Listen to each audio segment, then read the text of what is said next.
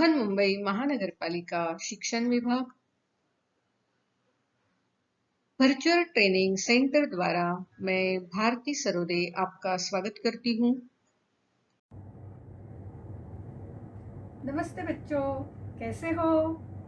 मैं हूँ आपकी हिंदी की टीचर भारती सरोदे। नमस्ते प्यारे बच्चों, आज हम हिंदी सुलभ भारती 5वीं कक्षा का अभ्यास करेंगे। आज हम एक नया पाठ पढ़ने जा रहे हैं। पाठ 17वां निरीक्षण। ये कुछ अलग तरह का पाठ है। चलो तो देखते हैं पाठ में कौन सी विशेषता है। इस चित्र को ध्यान से देखना बच्चों। देखो तो ये छोटा शिशु है। थोड़ा बड़ा होने पर आप जैसा बच्चा बन जाता है और बड़ा हो जाने पर आपके बड़े भाई जैसा बन जाता है, फिर और बढ़ जाता है, फिर आपके पापा के समान दिखने लगता है और अंत में दादाजी के तरह यह छोटा शिशु जो है परावर्तित होता है। इसका मतलब है जो आदमी होता है उसकी जन्म से मृत्यु तक ये सारी अवस्थाएं होती है। शिशु, बच्चा, तरुण वर्ग, आदमी, बड़ा आदमी और बूढ़ा आदमी। तो इस तरह ये जो अवस्थाएं है यह आदमी की जन्म से लेकर मृत्यु तक की अवस्था होती है। ये देखो, ये स्त्री वर्ग की जन्म से लेकर बुढ़ापे तक की अवस्थाएं। शिशु, बच्ची, थोड़ी और बड़ी बच्ची, कॉलेज में जाने वाली बच्ची, और बड़ी बच्ची या औरत, औरत और बूढ़ी औरत। तो इस तरह औरतों का भी जीवन क्रम इस तरह होता है। अब इस चित्रों को ध्यान से देखना। मेल एज, फीमेल एज, जन्म से लेकर बुढ़ापे तक किस तरह मेल और फीमेल दिखाई देते हैं इस चित्र में दिखाया गया है। तो इस चित्र को ध्यान से देखना। ध्यान से देखना इसका मतलब है इसका निरीक्षण करना। तो निरीक्षण करते समय ये जो सारी अवस्थाएं हैं उनमें कौन सा बदलाव होता जा रहा है यह आपके ध्यान में जरूर आया होगा। चलो तो कुछ इसी तरह का हमारा आज का पाठ है। यह है पौधों का जीवन क्रम। बीज बोया जाता है, अंकुर हो जाता है, फिर पत्ते आ जाते हैं और जमीन के नीचे जड़ें तैयार होती है। तो यह भी पौधों का जीवन क्रम है।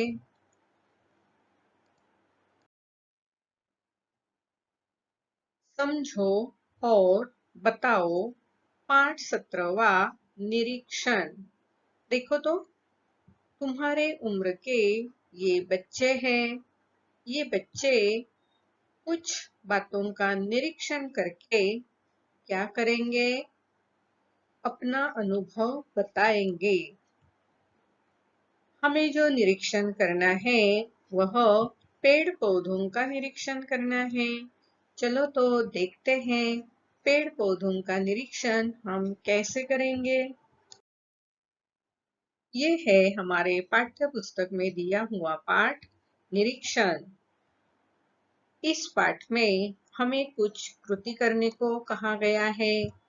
उस कृति को हमें करना भी है और हर एक कृति का हमें निरीक्षण करना है और निरीक्षण में हमने कौन से बदलाव देखे हैं उनको हमें बताना है। चलो तो एक एक करके 1 से 12 तक की जो कृतियां हैं उनको देखते हैं। एक, किसी एक प्रकार के दो बीज जैसे चना, मूंग, मटर, जौ आदि लो। क्या करना है हमें? एक ही प्रकार के, किसी एक प्रकार के हमें दो बीज लेने हैं, जैसे मूंग, चना या मटर। एक मूंग, एक चना ऐसे नहीं करना है। लेना है तो दोनों भी मूंग के ही दाने लेने हैं, लेने हैं तो दोनों भी चने के ही दाने लेने हैं, और लेने हैं तो दोनों मटर के ही दाने लेने हैं। तो एक ही प्रकार का जो बीज है उसे हमें लेना है। कितने लेने हैं? दो बीज लेने हैं।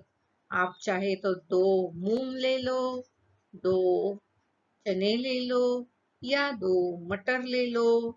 आया समझ में? आगे क्या करना है? दूसरी कृति है, उन्हें दो अलग अलग गमलों में बो। अभी हमें क्या करना है? हमने जो बीज लिए हैं दो, उनको हमें दो अलग अलग गमलों में बोना है। क्या करना है? इस तरह दो अलग अलग गमले लेना है। एक गमले में एक बीज को बोना है, दूसरे गमले में दूसरे बीज को बोना है। अब देखो, बीज बोने के लिए गमलों में हमें क्या डालना चाहिए? सबसे पहले मिट्टी डालनी चाहिए। तो हमें गमलों में बीज को कैसे बोना है देखते हैं। देखो, इस तरह हमें दोनों ही गमलों में मिट्टी लेनी है। पहली कृति क्या है? गमलों में मिट्टी लेना। पूरी ली है क्या गमलों में मिट्टी? नहीं, आधी से ज्यादा भर दी है मिट्टी, थोड़ा खाली है। फिर जो मिट्टी हमने इसमें डाली है उसको थोड़ा पानी देना है, उसको गीला करना है। फिर उसके बाद हमें क्या करना है? उस मिट्टी पर बीज बोने हैं। बीज बोने के बाद देखो, उस बीज पर हमें फिर से पतली लहर वाली यहाँ मिट्टी हमें डालनी है। तो बीज को हमें मिट्टी से ढकना है। आया समझ में बच्चों? बीज किस तरह बोना है? गमलों में मिट्टी लेनी है। मिट्टी लेने के बाद उसे थोड़ा भिगोना है, फिर उसमें बीज डालने हैं। बीज डालने के बाद उसके ऊपर मिट्टी की परत डालनी है, जिससे वह बीज ढक जाए। प्रत्येक दिन दोनों गमलों में थोड़ा थोड़ा पानी छिड़को। पानी कितना डालना है? थोड़ा थोड़ा। जोर से डालना है? नहीं, सिर्फ छिड़कना है, ताकि उस बीज पर जो मिट्टी हमने डाली है वह खिसक न जाए। उस पर, बीज पर मिट्टी होनी चाहिए। क्या करना है हमें? प्रत्येक दिन यानी हर रोज दोनों गमलों में थोड़ा थोड़ा पानी छिड़कना है। चलो तो देखो, बिल्कुल इस तरह धीरे धीरे पानी को छिड़कना है। थोड़ा सा ही पानी डालना है। बहुत सारा पानी डालेंगे तो क्या हो जाएगा? वह बीज जो है, बीज सड़ जाएगा, गल जाएगा और उनमें से पौधा नहीं निकलेगा। चौथा, तुम देखोगे कि 2-3 दिन बाद दोनों गमलों में अंकुर उग आए हैं। कितने दिनों के बाद अंकुर उग आएंगे? 2 या 3 दिनों के बाद दोनों भी गमलों में अंकुर उगे हुए हमें दिखाई देंगे। जब बीज से अंकुर पैदा होते हैं तो इस तरह बहुत ही नाजुक होते हैं, इसलिए उन्हें बिल्कुल धीरे धीरे थोड़ा थोड़ा पानी देना चाहिए। नहीं तो ज्यादा पानी देने की वजह से वह खराब हो जाएंगे और मर जाएंगे। पांचवा, अंकुरों को बढ़ने के लिए थोड़ा समय दो। 3-4 दिन में वे पौधों में बदल जाएंगे। अब जो अंकुर निकल आए हैं, उन अंकुर को बढ़ने के लिए 3 या 4 दिन लगते हैं, जिसके बाद वे छोटे छोटे अंकुर जो होते हैं, वे पौधों में बदल जाते हैं। तो थोड़ा समय देना चाहिए। इसका मतलब आप 3-4 दिन उसको हर रोज देखो कि उसमें कितनी बढ़ोतरी हुई है, उसकी अवस्था में क्या क्या बदलाव आए हैं। देखो, यह पहले बीज बोया गया है, बीज अंकुरित हो गया है। बीज अंकुरित होने के बाद उसमें पत्ते खिल गए हैं और आगे चलकर यह धीरे धीरे पौधों में बदल रहा है और उसी वक्त जमीन के नीचे जड़ें तैयार होती हैं। तो इस तरह अंकुर से पौधा बन जाता है। देखो, आगे चलकर पौधों में बहुत सारे पत्ते आते हैं और पौधा बड़ा होने लगता है। ये क्रिया कौन सी है?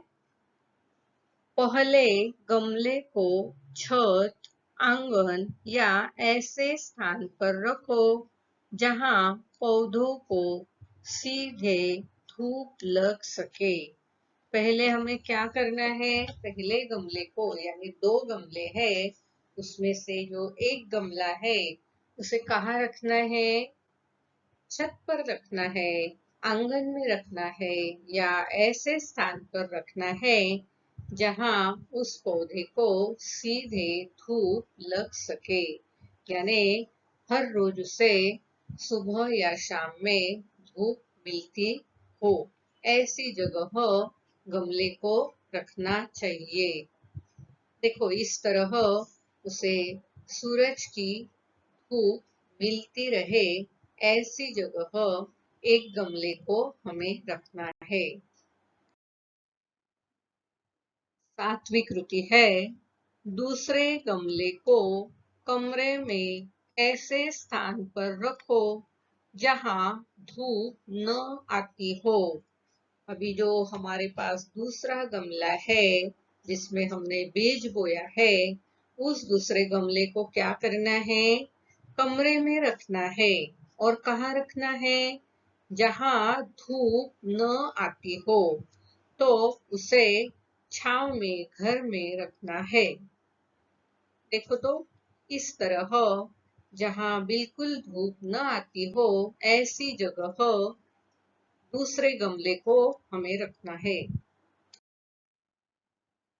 आठवीं कृति है, 5 दिन बाद दोनों पौधों का निरीक्षण करो। अब यहाँ 5 दिन बताया गया है, लेकिन आप तो हर रोज उसका निरीक्षण जरूर करोगे, है ना बच्चों? तो जब हमने दोनों ही बीज बोए, उसमें से अंकुर निकल आए, छोटे पौधे बने, उसके बाद के 5वें दिन या 5 दिन के बाद दोनों भी पौधों को हमें ध्यान से देखना है, निरीक्षण करना है, ध्यान से देखना है। देखो तो, धूप में रखा हुआ पौधा, ये जो पौधा है हरा हरा दिखाई दे रहा है, ये धूप में रखा हुआ पौधा है।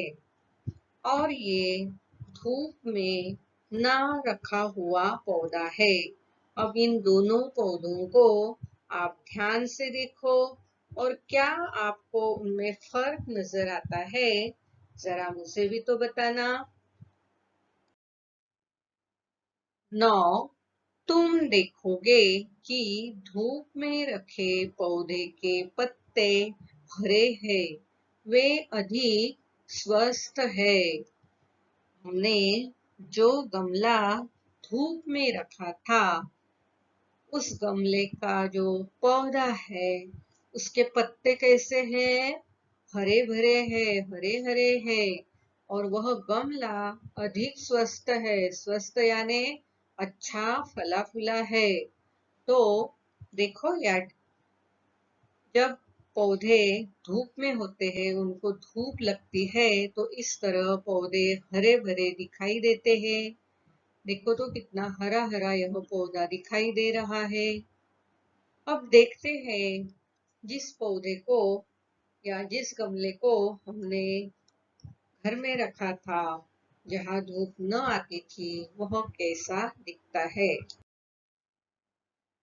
10 छाया में रखे पौधे के पत्ते मुरझाए हैं और कुछ कुछ पीले पड़ गए हैं।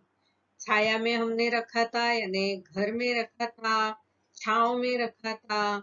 उस पौधे के पत्ते कैसे दिखते हैं? मुरझाए हुए दिखते हैं। देखो किस तरह मुरझाए हुए हैं और कुछ कुछ पत्ते जो है पीले पड़ गए हैं। दिखाई दे रहा है आपको? तो इनको धूप न मिलने की वजह से क्या हो गया है? यह मुरझाए गए हैं और पत्ते भी पीले पड़ गए हैं। 11 ऐसा क्यों हुआ? सोचो और आपस में चर्चा करो। देखो तो, यह जो हरा हरा पौधा है जिसे हमने धूप में रखा था, और यह जो पीला पड़ा हुआ पौधा है जिसे हमने छांव में रखा था, तो ऐसा क्यों हुआ?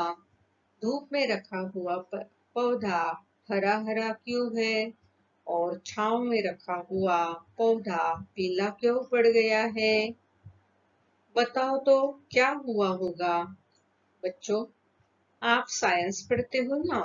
आपको तो पता है कि सूरज की जो प्रकाश होती है, किरणें होती है, और वनस्पति में जो हरा रंग होता है, इन दोनों के मिलाव से प्रकाश संश्लेषण क्रिया होती है, जिसके कारण वनस्पतियां अपना अन्न बनाती है। अब जिन पौधों को सूरज की किरणें प्राप्त हुई थी, वे हरे हरे हो गए, क्योंकि वहां प्रकाश संश्लेषण की क्रिया ठीक से हुई है। लेकिन जो पौधा हमने छांव में या घर में रखा था, उसे धूप न मिलने की वजह से क्या हुआ? उसका पोषण नहीं हुआ, वहां प्रकाश संश्लेषण नहीं हुआ, जिसकी वजह से वहां के उस पेड़ के पत्ते क्या हो गए? पीले पड़ गए, मुरझा गए। तो वनस्पतियों के लिए प्रकाश संश्लेषण होना बहुत ही जरूरी क्रिया है, और वह क्रिया सूरज की किरणों से ही होती है। यह बात आपको समझ में आ गई ना? तो आप जब भी कोई पौधा लगाओगे, तो आपको क्या ध्यान में रखना है कि उस पौधे को सुबह या शाम को धूप लगनी चाहिए। 12 अपना निष्कर्ष शिक्षक को बताओ। आपने जो निरीक्षण किया है, बीज बोने से उसका पौधा तैयार होने तक, और उसके बाद 7-8 दिन आपने जो निरीक्षण किया है, उसमें आपको जो दोनों पौधों में फर्क नजर आए, तो वह फर्क क्यों हुआ, इसका निष्कर्ष आपको क्या करना है? आपके शिक्षक को बताना है, अपनी कॉपी में वह लिखना है। आई बात समझ में?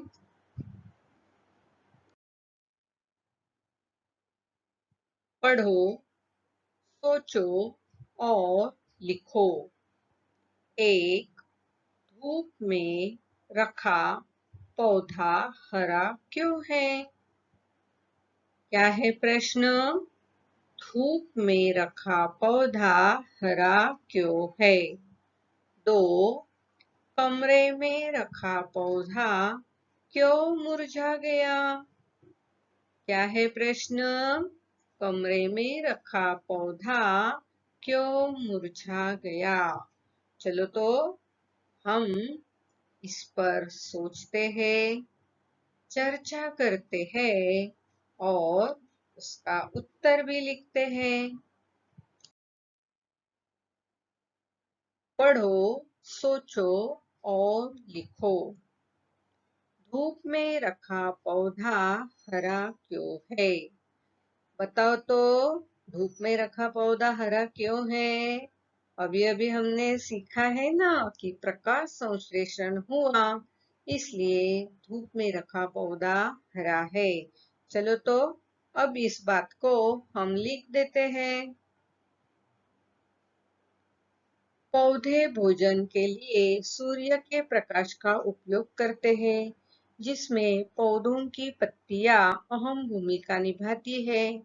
पौधों की पत्तियों में एक हरा वर्णक होता है, जिसे क्लोरोफिल कहते हैं। इसकी उपस्थिति के कारण ही पेड़ की पत्तियों का रंग हरा होता है। क्लोरोफिल सूर्य के प्रकाश को संग्रहण करने में पत्तियों की मदद करता है। अतः पत्तियों द्वारा संग्रहित ऊर्जा को पौधे भोजन के रूप में संचित करते हैं। यही कारण है कि पेड़ की पत्तियों का रंग हरा होता है। तो जो पेड़ पौधे सूरज की किरणें पाते हैं, वहाँ उनमें जो हरा वर्णक होता है, जिसे क्लोरोफिल कहते हैं, तो क्लोरोफिल सूर्य के प्रकाश को ग्रहण करता है और उसके द्वारा भोजन बनता है वृक्ष का, पौधे का, जो संचित होता है। कहाँ संचित होता है? पौधों के पत्तियों में संचित होता है। तो यही कारण है कि धूप में रखे जो पौधे हैं, उनका रंग हरा है। पढ़ो, सोचो और लिखो। कमरे में रखा पौधा क्यों मुरझा गया? बताओ तो, क्यों मुरझा गया कमरे में रखा हुआ पौधा? क्योंकि उसे सूरज की धूप नहीं मिली। चलो तो इसी बात को हम लिख देते हैं। पौधे को भोजन के लिए सूर्य के प्रकाश की जरूरत होती है। पौधों की पत्तियों में एक हरा वर्णक होता है, जिसे क्लोरोफिल कहते हैं। क्लोरोफिल सूर्य के प्रकाश को ग्रहण करने में पत्तियों की मदद करता है। अतः पत्तियों द्वारा संग्रहित ऊर्जा पौधों के रूप में संचित करते हैं। इसलिए धूप न मिलने के कारण कमरे में रखा पौधा मुरझा गया है। विद्यार्थियों को प्राकृतिक परिवर्तनों का निरीक्षण करने के लिए प्रोत्साहित करें। देखो बच्चों, हमारे जो प्रकृति है, उसमें हमेशा परिवर्तन होता रहता है। अब आपको ऐसे ही कुछ प्राकृतिक स्थितियों का निरीक्षण करना है और निरीक्षण करने के बाद आपने क्या देखा, वह अपनी कॉपी में लिखना है। चलो तो देखते हैं आप कौन कौन सी प्राकृतिक परिवर्तनों का निरीक्षण कर सकते हो। हर ऋतु में पेड़ पौधों में कौन से बदलाव आते हैं?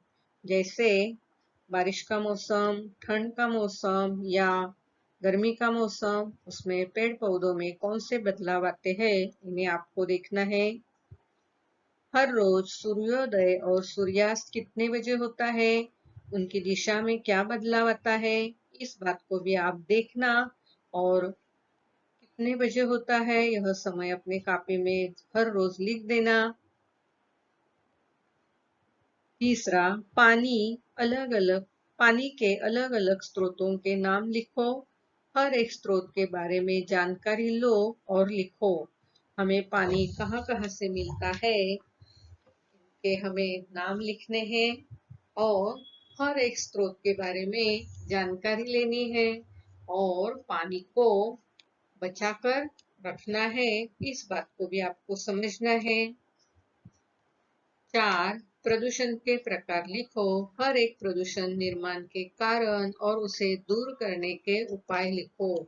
आपको तो पता है, ध्वनि प्रदूषण, वायु प्रदूषण, जल प्रदूषण, मिट्टी का प्रदूषण, इस तरह के जो प्रदूषण है उनके क्या कारण है और हमें उसे दूर करना है तो कौन से उपाय करने हैं, इसका आप निरीक्षण करो और अपनी कॉपी में लिखो। 5 वृक्ष संवर्धन करो। वृक्ष संवर्धन के फायदे तथा वृक्ष तोड़ने से होने वाले नुकसान के बारे में लिखो। अब आप पेड़ पौधे लगाओगे और उसके बारे में लिखोगे, उसके फायदे लिखोगे और वृक्ष तोड़ने से क्या नुकसान होता है इसके बारे में भी आप निरीक्षण करके जरूर लिखना है। सूर्योदय और सूर्यास्त के समय की समानताएं और विभिन्नताएं बताइए। सूर्योदय और सूर्यास्त के बीच की समानताएं। यह दोनों प्रकृति प्रथा है। इस समय आकाश का रंग हल्का नारंगी हो जाता है। इन दोनों प्रथाओं के घटने का कारण है पृथ्वी का अपने चारों ओर घूमना। इसके कारण पृथ्वी का एक ही तरफ का एक वक्त में सूर्य को देख सकता है। इसे दिन कहा जाता है। जो पृथ्वी का पीछे की तरफ होता है उसमें अंधेरा यानी रात होती है। सूर्योदय और सूर्यास्त के बीच की विभिन्नता। सूर्योदय यानी रात के बाद का समय और सूर्यास्त यानी रात के पहले का समय। सूर्योदय के वक्त पंछी घोंसले से बाहर निकलते हैं और सूर्यास्त के वक्त पंछी घोंसले में वापस आ जाते हैं। तो यह विभिन्नता हमें दिखाई देती है। हम भी सूर्योदय के बाद या सूर्योदय से पहले जगते हैं और सूर्यास्त के बाद रात को हम सोते हैं। विद्यार्थियों में अन्य प्रयोगों द्वारा वैज्ञानिक दृष्टिकोण विकसित करें। देखो बच्चों, अंधविश्वास के पीछे छिपे वैज्ञानिक तत्व को ढूंढो। छात्र छात्राएं आसपास के परिवेश को समझते हुए वैज्ञानिक दृष्टिकोण अपनाएं। इससे विज्ञान के क्षेत्र में क्रांति आ सकती है। यह बात बच्चों में विज्ञान के प्रति जागरूकता पैदा करने में कारगर साबित होगी। चलो तो समझो और बताओ। पाठ 17वां निरीक्षण। 1 किसी एक प्रकार के 2 बीज जैसे चना, मूंग, मटर, जौ आदि लो। 2 उन्हें 2 अलग-अलग गमलों में बोओ। 3 प्रत्येक दिन दोनों गमलों में थोड़ा-थोड़ा पानी छिड़को। 4 तुम देखोगे कि 2-3 दिन बाद दोनों गमलों में अंकुर उग आए हैं। 5 अंकुरों को बढ़ने के लिए थोड़ा समय दो। 3-4 दिन में वे पौधों में बदल जाएंगे। 6 पहले गमले को छत, आंगन या ऐसे स्थान पर रखो जहां पौधों को सीधे धूप लग सके। 7 दूसरे गमले को कमरे में ऐसे स्थान पर रखो जहां धूप न आती हो। 8 5 दिन बाद दोनों पौधों का निरीक्षण करो। 9 तुम देखोगे कि धूप में रखे पौधे के पत्ते हरे हैं, वे अधिक स्वस्थ हैं।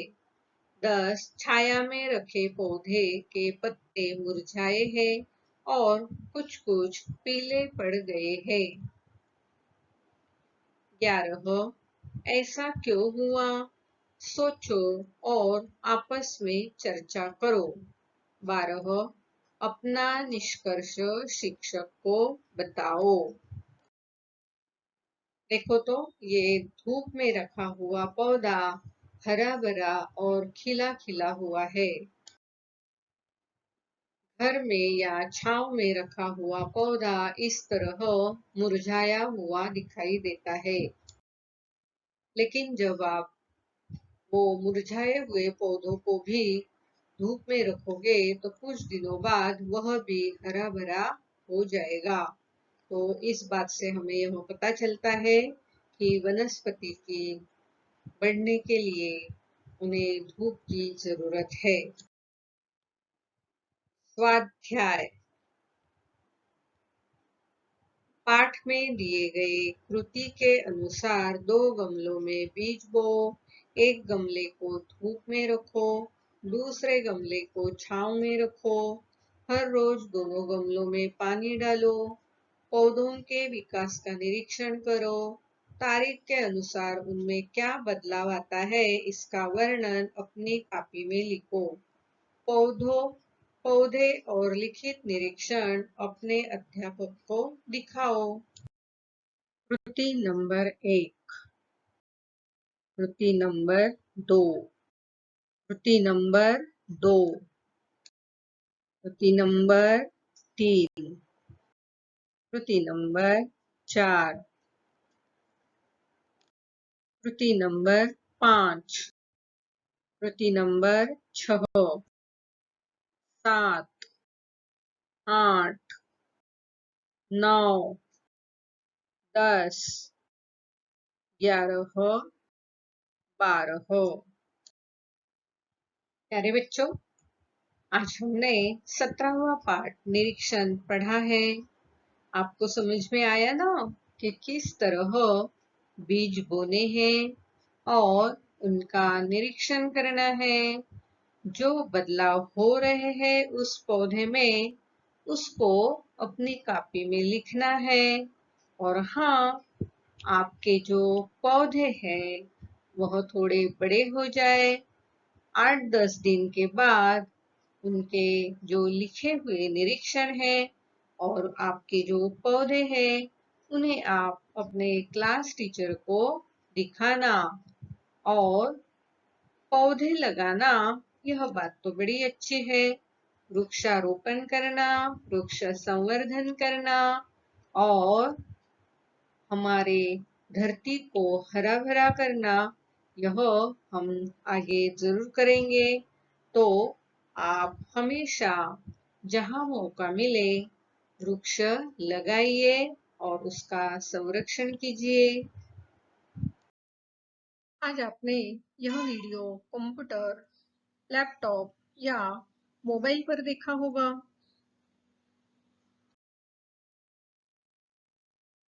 वीडियो के अंत में इस तरह का एरो दिखाई देगा। इस एरो को आपको क्लिक करना है। एरो को क्लिक करते ही आपके सामने डिस्क्रिप्शन बॉक्स खुल जाएगा। इसमें आपकी कक्षा, विषय, घटक तथा टीचर का नाम दिया हुआ है और उसके नीचे जो वीडियो आपने देखा है उस पर आधारित कुछ प्रश्न दिए होंगे जिसके उत्तर आपको अपनी कॉपी में लिखना है। और हाँ, यहाँ आपके लिए एक लिंक दी हुई है। इस लिंक को आपको क्लिक करना है। इस लिंक को क्लिक करते ही आपके सामने गूगल फॉर्म खुल जाएगा। इस तरह गूगल फॉर्म जो सर्वे या फीडबैक फॉर्म है आपके सामने खुल जाएगा। इस फॉर्म को भर देना। और हाँ, अंत में इस फॉर्म के सबमिट का जो बटन है उसे क्लिक करना।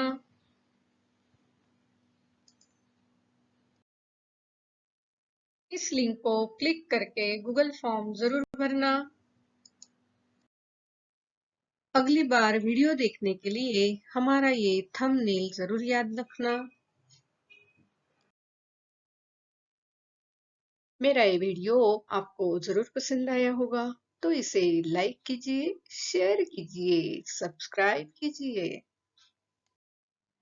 मेरा ये वीडियो ध्यान से देखने के लिए आप सभी को बहुत बहुत धन्यवाद।